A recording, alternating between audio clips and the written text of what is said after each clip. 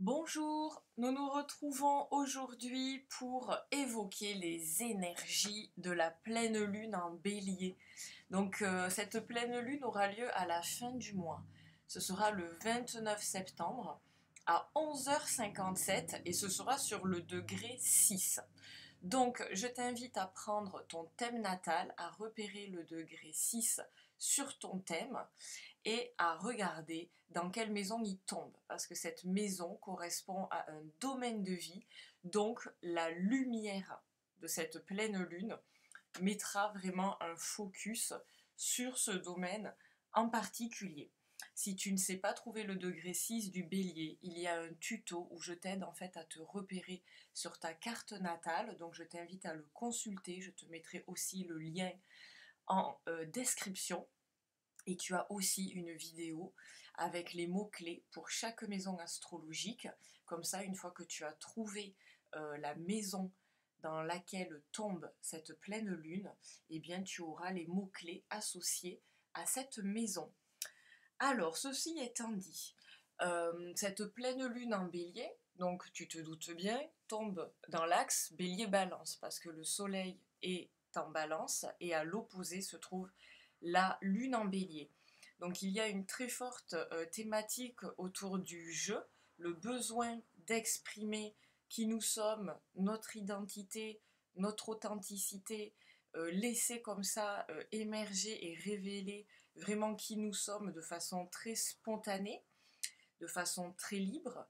Et nous avons donc le soleil en balance qui lui nous propose plutôt une quête et une volonté de nous ouvrir sur l'autre, d'être dans l'écoute, la considération, d'être dans une harmonie, une entente, des compromis et une recherche aussi de justesse.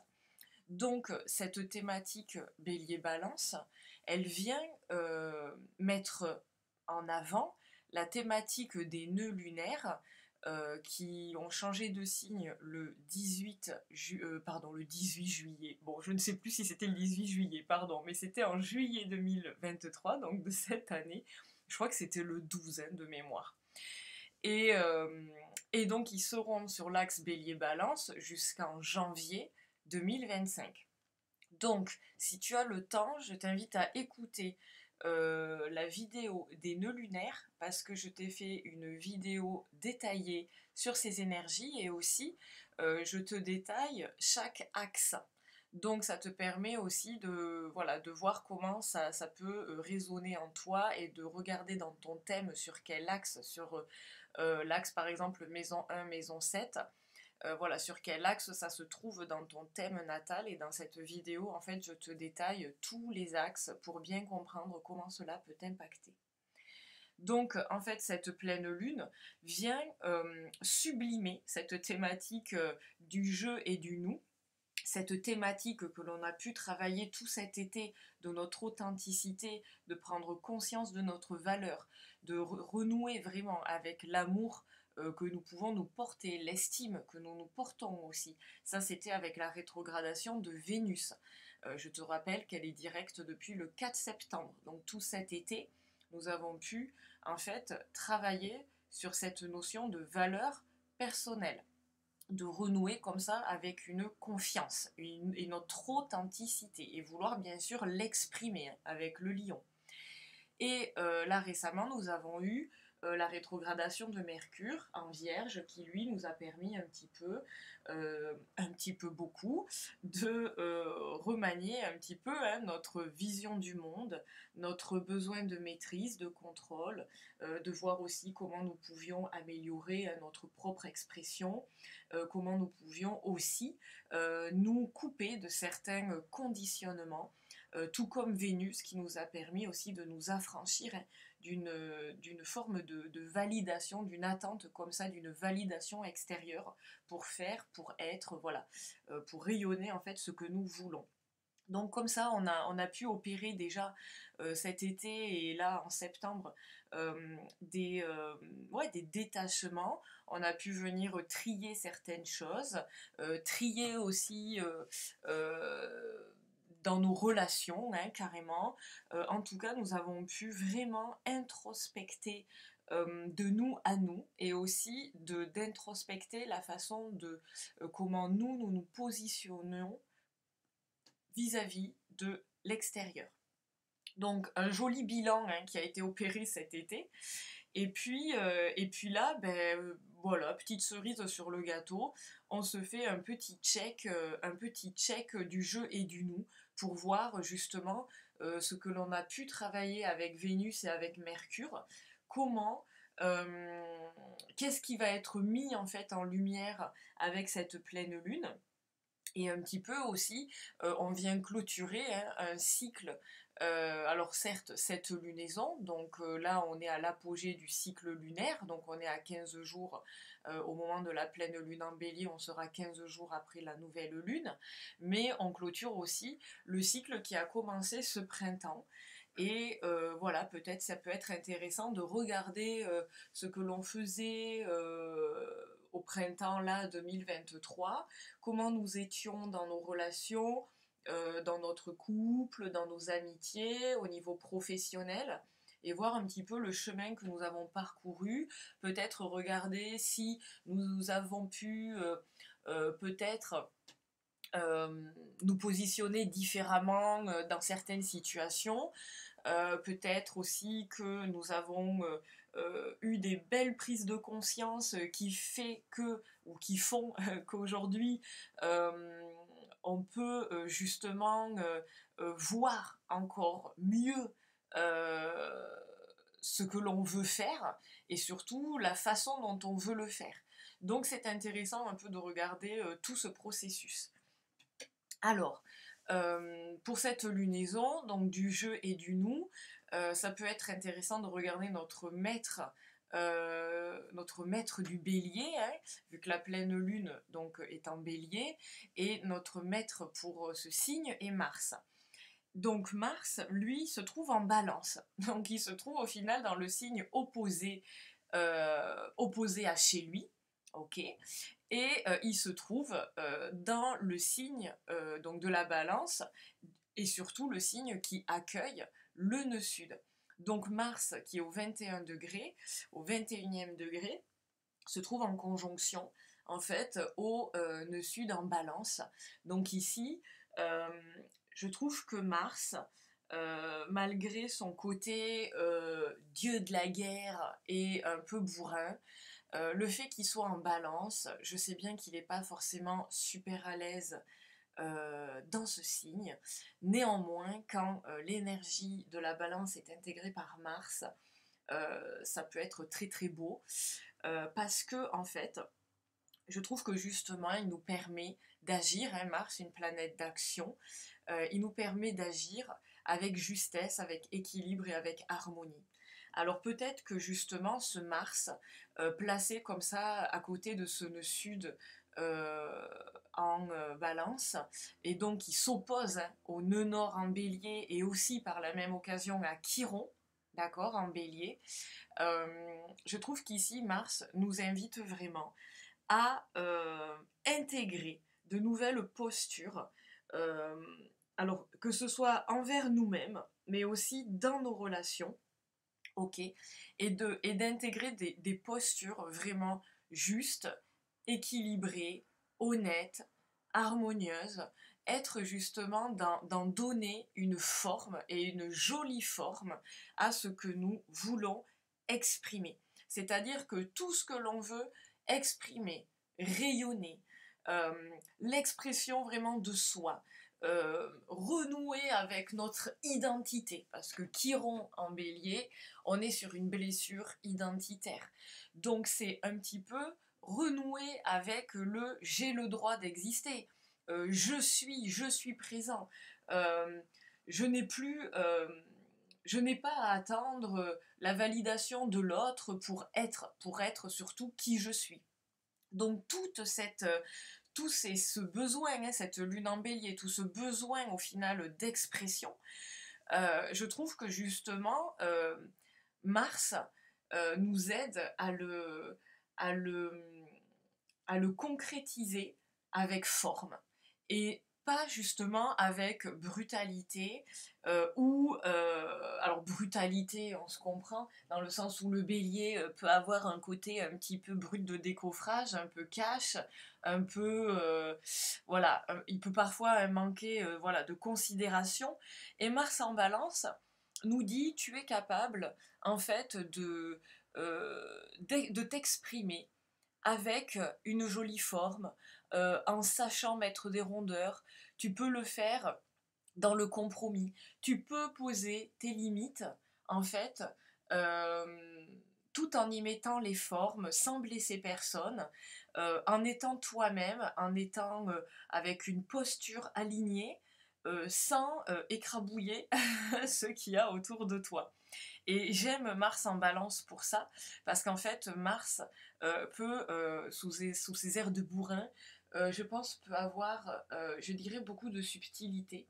En tout cas, beaucoup d'écoute et beaucoup de compréhension dans ce signe de la balance, parce que la balance n'est pas que un signe, je vais grossir le trait, mais voilà, de compromis, de suradaptation, etc., etc., de sacrifice.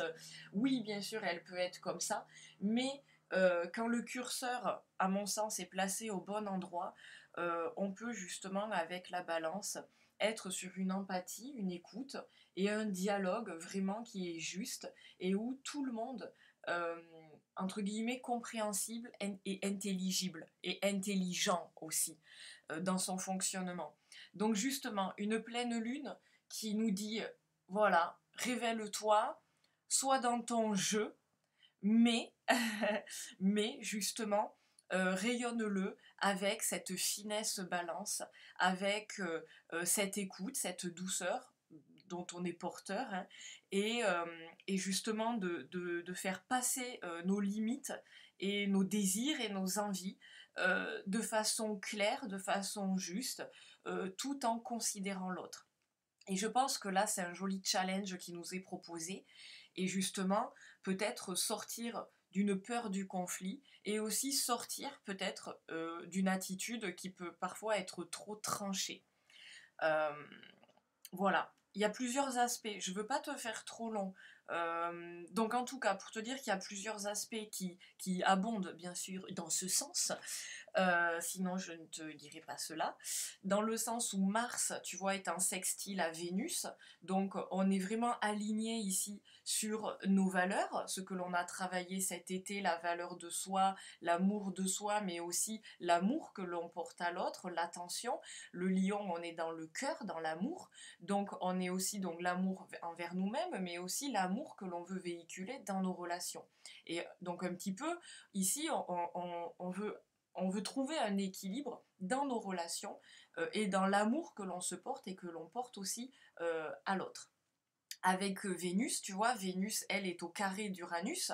Donc ici, on voit que Vénus, en se plaçant au carré d'Uranus, nous propose en fait de nous libérer de certains schémas relationnels et de continuer en tout cas à nous couper de validation extérieure, de vouloir être aimé à tout prix, de vouloir être aimé à n'importe quel prix aussi, de se brader, tu vois, c'est fini, hein, se brader et compagnie. Stop, aujourd'hui on a un placement qui est juste, qui est clair, et on ne renie pas ce que l'on ressent, ce que l'on pense et qui on est, nos valeurs, etc. On se place de façon juste pour nous-mêmes et de façon, alors juste pour l'autre, dans le sens avec une forme, bien sûr, où notre message passe de façon respectueuse. Ce qui va aussi dans ce sens-là, c'est que tu vois, Mercure est au trigone d'Uranus, et Mercure, après sa rétrogradation, se met enfin au contact exact d'Uranus, et donc vient nous permettre ici de nous couper aussi. On continue à se couper de nos conditionnements, on vient libérer un petit peu aussi notre mental, certaines injonctions, et on peut aussi, grâce à ce Mercure-Uranus, parce que Mercure vient se connecter à son octave supérieure qui est Uranus, donc ici deux belles planètes d'expression, et grâce à ce trigone, à cet aspect harmonieux, on peut aussi venir s'exprimer, d'accord, de façon plus facile, de façon un peu plus plus libéré, tu vois, c'est un peu la liberté d'expression, tu vois, Uranus-Mercure. Donc, des aspects qui nous poussent vraiment encore plus, tu vois, à de nouveaux fonctionnements, à changer et à vraiment encore évoluer un petit peu sur nos postures, sur ce que l'on... la posture que nous avons toujours hein, donc pour nous-mêmes, c'est-à-dire stop au jugement, avoir plus d'écoute et de considération pour nous, mais aussi à une nouvelle posture dans nos relations, quelque chose de plus aligné, quelque chose, alors j'ai envie de te dire, de plus honnête, de plus sincère. Ça ne veut pas dire qu'avant on ne l'était pas, c'est juste qu'avant on n'avait peut-être pas toutes les infos, toutes les prises de conscience que nous avons pu avoir cette année-là, et surtout cet été plutôt, et depuis 6 mois. Et de ce fait, tout ce que l'on a compris, on va pouvoir le mettre en pratique, voilà, là, grâce à cette pleine lune. Le dernier aspect, c'est Mars carré Pluton. Donc un carré, toujours un défi. Mais tu vois, au final, ce carré avec Pluton montre que nous sommes vraiment quelque part sur une fin. Nous avons un aspect ici de destruction. Alors, on le prend au niveau symbolique, hein, on ne va pas aller poser des bombes, on est d'accord. Dans le sens où Mars, dieu de la guerre, Hadès, dieu des enfers, je te laisse imaginer le fight, le combat entre les deux chouchous beautés du zodiaque, n'est-ce pas? Et en fait, je trouve que justement leur puissance de frappe peuvent nous aider à mettre fin à tout ce qui ne nous convient pas et à venir encore plus nous aligner, tu vois, parce que Pluton, tu te doutes bien qu'on est sur une dimension d'alignement, hein, où on est sur un gros challenge ici, et je trouve que ça nous permet de venir clôturer, tu vois, des fonctionnements qui ne nous vont plus, des situations aussi qui ne nous vont pas, et c'est l'occasion là de nous positionner, de couper, de mettre fin, et justement d'amorcer quelque chose de plus aligné, de plus authentique, et de continuer en fait à évoluer vers ce nouveau comportement, on va dire, de justesse vis-à-vis de nous-mêmes et vis-à-vis de l'autre. Donc aussi un potentiel à couper hein, avec certaines blessures, tu vois, la blessure de rejet, la blessure d'abandon, la blessure d'injustice aussi. Je trouve qu'on peut aussi couper avec certaines blessures, tu vois, au niveau de l'incompréhension. Et cette nouvelle posture va venir un petit peu cicatriser peut-être certaines choses qui nous ont blessés. Et justement, ces nouveaux comportements vont nous aider à ne plus être blessés et à ne plus souffrir hein, à cause de certaines situations. Donc, mini conclusion pour te dire en fait que cette pleine lune peut-être nous invite hein, à une expression juste, n'est-ce pas, de nous-mêmes, et être en capacité de poser, tu vois, des limites pour pouvoir nous respecter, respecter ce que l'on ressent, et aussi pour pouvoir bien évidemment être dans le respect de l'autre.